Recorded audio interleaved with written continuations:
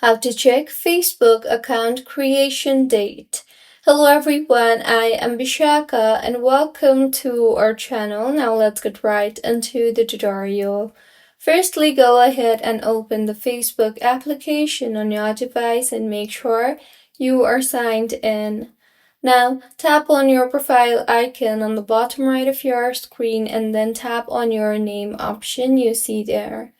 Further, you will see the details option. So tap on the see your about info option you see there, and under the profile transparency tab, you will see the creation date. So this is how you can check Facebook account creation date. If you find this tutorial helpful, please like the video and do comment if you have any queries.